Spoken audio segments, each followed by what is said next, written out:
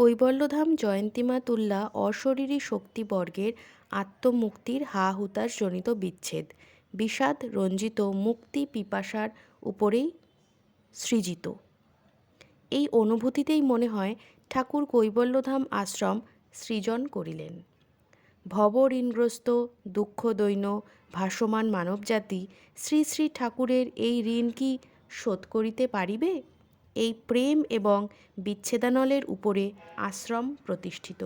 এই বিচ্ছেদানলে দগ্ধ জয়ন্তীমার শুভ দৃষ্টিপাত এই আশ্রমের বীজরূপে সমাহিত আছে এবং এই পাহাড়তলির পরিবেষ্টনীর মধ্যে ব্রহ্ম মন্দিরের উপাসকদের হস্তে এই মেরুপৃষ্ঠ ঋষি জয়ন্তীমা পত্র প্রেরণ করিতেন।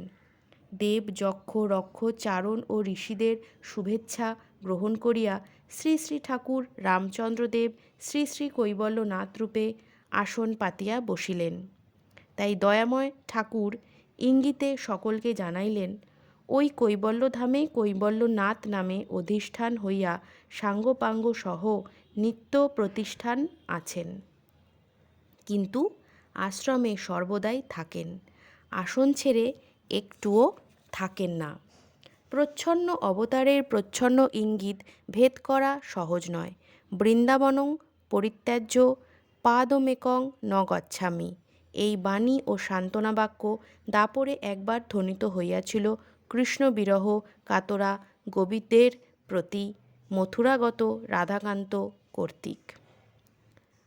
মহামহোপাধ্যায় ডক্টর গোপীনাথ কবিরাজ মহাশয় লিখিলেন, একবার আমরা সকলে মিলিয়া ঠাকুর মহাশয়কে সঙ্গে লইয়া বারাণসী ধামে গঙ্গার তীরে আশ্রম উপযোগী একটি স্থান দেখিতে গিয়াছিলাম। তখন চট্টগ্রাম কৈবল্যধামের প্রতিষ্ঠা হয় নাই। বলা বাহুল্য, কাশীধামের ওই স্থানটি শ্রী শ্রী ঠাকুর কর্তৃক আশ্রমের উপযোগী বলিয়া বিবেচিত হয় নাই। এই প্রকার পুরীধামে, বৃন্দাবনে, পশ্চিম ও পূর্ব বাংলার বহু স্থানে আশ্রমের স্থান খুঁজিয়াছেন শ্রী শ্রী ঠাকুর স্বয়ং। খুঁজিয়া খুঁজিয়া তাহার ভক্তবৃন্দও হয়রান হইয়াছিলেন, কিন্তু কোথাও তাহার মনের মতো স্থান নির্বাচিত হইল না। পরিশেষে ভক্তবৃন্দ সমবিব্যাহারে কৈবল্যধামের বর্তমান পাহাড় অঞ্চলের আশ্রমের পাহাড়ের তলদেশস্থ ভূমিতে শুভ পদার্পণ করিয়া চতুর্পার্শ্বের স্থানকে আশ্রমের উপযুক্ত মনোরম স্থান বলিয়া নির্দেশ দিলেন। মেরুপৃষ্ঠ ঋষি বিশ্বজননী জয়ন্তীমার পূর্বনির্দিষ্ট ও অশরীরী সূক্ষ্ম দেহধারিণী শক্তি নিচয়ের যজ্ঞস্থলীকে শ্রী শ্রী ঠাকুর কৈবল্যধাম বলিয়া নির্দেশ করিলেন। পৃথিবীর সৃষ্টির আদি বার্তা যে প্রকারে স্বতঃস্ফূর্তভাবে পরম পিতার মুখ হইতে প্রথম ধ্বনিত হইয়াছিল, সেই শব্দ ব্রহ্মরূপে শ্রী শ্রী ঠাকুরের কৈবল্যধ্বনিও প্রথম স্বতঃস্ফূর্তভাবে ওই কৈবল্য শক্তির বিটপী মূলে ওং নাদ রূপে স্বীকৃতি লাভ করিল। শব্দব্রহ্ম ব্যর্থ হইবার নয়।